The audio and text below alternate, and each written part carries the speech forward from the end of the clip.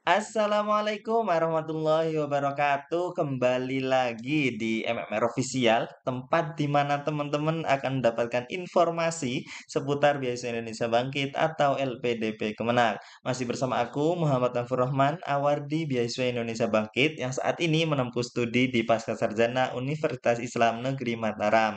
Pada kesempatan kali ini, aku mau sharing kepada teman-teman bagaimana kita dalam menyusun kalimat jawaban kita atas pertanyaan yang disampaikan oleh pewawancara dalam seleksi wawancara agar jawaban kita itu bisa tersusun dengan sistematis, mudah dipahami, dan bisa membuat yakin pewawancara akan jawaban yang kita miliki. Kira-kira teman-teman penasaran nggak nih?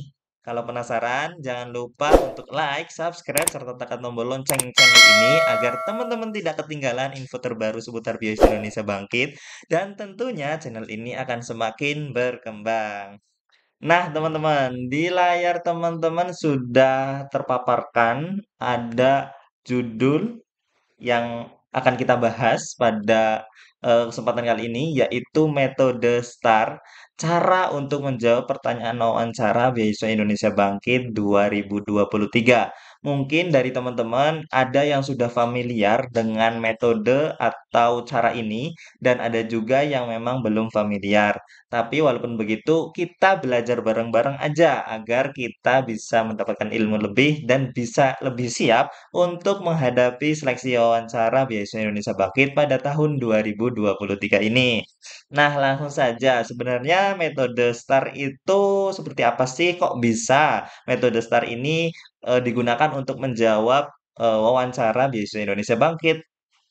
Oke, sebenarnya metode STAR adalah strategi wawancara untuk menjawab pertanyaan tentang kemampuan, keahlian, atau pengalaman kerja sebelumnya. Nah, ya teman-teman, apalagi bagi teman-teman kita yang memang eh, mau bergerak di bidang pekerjaan atau memang yang sedang mencari pekerjaan biasanya sudah familiar dengan metode STAR ini karena memang ini harus dimiliki untuk membuat mereka itu memiliki jawaban yang meyakinkan untuk meyakinkan si HRD seperti itu untuk agar mereka bisa diterima di perusahaan tersebut. Nah ya, kata STAR sendiri adalah singkatan dari situation, situasi, task, tugas, action, aksi, dan result adalah hasil.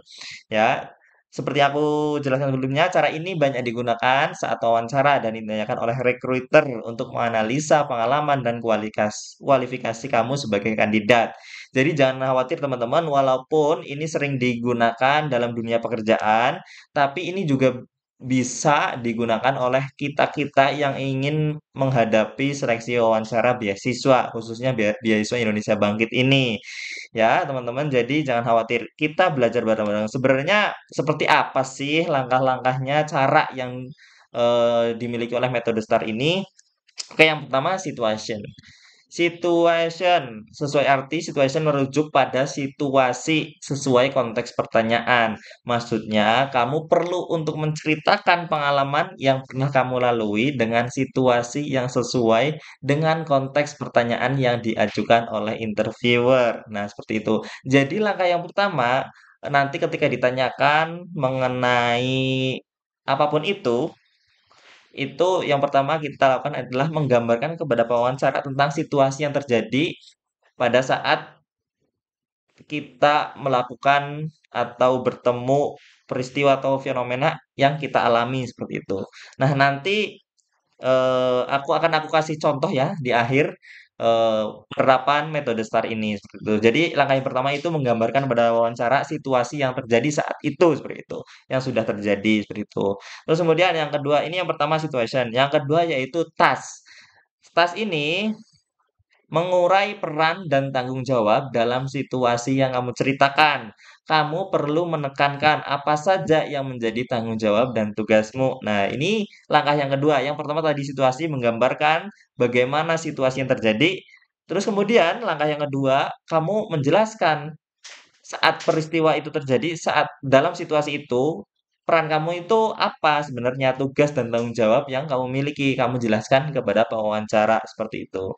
Jadi pewawancara akan mengerti sebenarnya tugas kita itu di situ ngapain, seperti itu. Itu langkah yang kedua. Kemudian selanjutnya ada actionnya. Setelah menjelaskan tanggung jawab dan tugas, kamu perlu juga menjelaskan action yang akan kamu lakukan dalam situasi tersebut. Tak hanya itu, kamu juga perlu menjelaskan dasar action yang kamu ambil. Nah, seperti itu teman-teman. Jadi langkah yang ketiga, setelah tadi yang pertama kita memaparkan situasi, kemudian yang kedua kita menjelaskan peran dan tanggung jawab, kemudian yang ketiga kita menjelaskan apa action aksi yang kita lakukan untuk tujuan tertentu gitu seperti itu. Nah, di sini tujuan tertentunya kita juga harus menjelaskan juga dasar action yang kamu ambil itu apa, dasar aksi yang kamu lakukan itu apa, seperti itu. Itu yang ketiga. Kemudian yang terakhir yaitu result, yaitu situasi, tugas, dan tindakan akan menghasilkan hasil. Nah, result di bagian akhir yaitu kamu perlu menguraikan hasil yang akan diperoleh dari action yang telah dilakukan. Nah, seperti itu. Jadi setelah memaparkan situasi, kemudian memaparkan peran dan tanggung jawab, kemudian memaparkan langkah-langkah atau aksi yang kamu lakukan, dan yang terakhir itu kamu perlu teman-teman perlu menjelaskan nih hasilnya apa atas langkah-langkah atau aksi yang teman-teman lakukan seperti itu. Apakah hasilnya eh, menghasilkan yang positif atau negatif seperti itu. Seperti itu. Nah, ini contohnya teman-teman ya. Nanti apabila wawancara mungkin menanyakan pengalaman kamu apa atau kontribusi yang sudah kamu lakukan untuk Indonesia misalkan. Nah, kita berusaha terapkan metode STAR ini. Yang pertama tadi situation atau situasi, yang kedua itu task atau tugas, yang ketiga yaitu action atau aksi, yang keempat itu hasil. Nah, contohnya seperti ini. Pada tahun 2021, saya mengikuti kegiatan pengabdian di salah satu panti asuhan anak yatim di Yogyakarta bersama komunitas Bumi Scholars. Adapun terdapat salah satu agenda yang dilakukan yakni bermain dan outbound bersama, ya, teman-teman. Nah, itu situasi. Jadi gambarkan situasi yang terjadi saat itu. Kemudian, langkah yang kedua, saat itu saya memegang amanah menjadi ketua divisi kegiatan tersebut. Tugas dan tanggung jawab yang saya miliki yakni memastikan kegiatan tersebut terlaksana dengan baik. Ya, teman-teman. Itu ya, teman-teman. Ya, jadi jelaskan peran dan tanggung jawab yang teman-teman miliki saat itu dalam situasi itu seperti itu. Kemudian, saat waktu pelaksanaannya agenda, terdapat anggota divisi saya yang sakit. Padahal ia berperan menjadi pemandu salah satu permainan yang dimainkan bersama anak yatim. Maka saya berinisiatif menggantikannya dengan segala persiapan yang telah kami lakukan. Saya bersama dengan anggota divisi yang lain bekerja sama dan berkoordinasi sebaik mungkin agar agenda ini bisa terlaksana dengan baik. Nah, di sini teman-teman, aksi yang kita lakukan itu harus kita menjelaskan juga tujuannya atau dasar aksi, dasar yang kita lakukan itu apa. Nah, di sini itu dasarnya karena ada salah satu pemandu itu yang sakit. Kemudian kita melakukan aksi di situ menggantikannya dengan bermodalkan persiapan yang sebelumnya sudah kita lakukan seperti itu dengan anggota yang lain. Nah, kemudian yang terakhir yaitu riset hasilnya, alhamdulillah dengan bekerja sama dan komunikasi yang kami lakukan, agenda ini bisa berjalan dengan baik. Semua anak yatim yang mengikuti kegiatan tersebut merasa bahagia dan senang. Nah, gimana teman-teman? Setelah mendengar ini, eh, teman-teman bisa membayangkan, bisa memahami dengan baik ya apabila disusun dengan metode STAR ini seperti itu.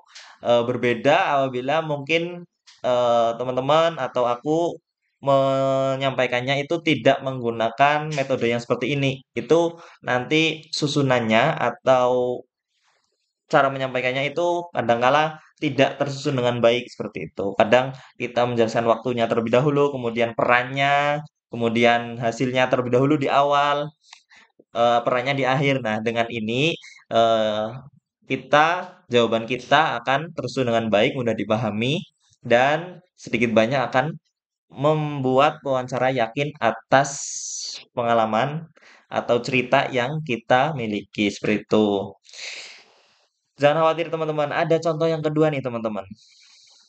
Misalkan nih, ya, ditanyain oleh pewawancara, ada nggak kondisi terpuruk saat studi S1 dulu yang paling down yang kamu rasakan saat studi S1? Nah, ini contoh ya. Ini hanya sekedar contoh aja, baik yang tadi ataupun yang ini hanya sekedar contoh saja. Tapi nanti teman-teman ya ceritakan sesuai dengan cerita dan pengalaman teman-teman seperti itu. Saat studi S1, saya merupakan penerima beasiswa bidik misi atau KIP kuliah. Beasiswa ini diperuntukkan mahasiswa yang berprestasi namun kurang memiliki kemampuan secara finansial. Nah, ini situasinya. Jadi nanti pewawancara bisa membayangkan, oh situasinya seperti itu. Eh, Mas Mahfud misalkan penerima beasiswa bidik misi yang mana itu mahasiswa yang berprestasi namun kurang mampu. Kemudian langkah yang kedua yaitu tas atau tanggung jawab ya, tanggung jawab di antara kewajiban yang harus saya penuhi yakni bisa lulus tepat waktu maksimal 4 tahun atau 8 semester. Atas persyaratan itu, maka saya belajar dengan sungguh-sungguh untuk bisa lulus tepat waktu tasnya.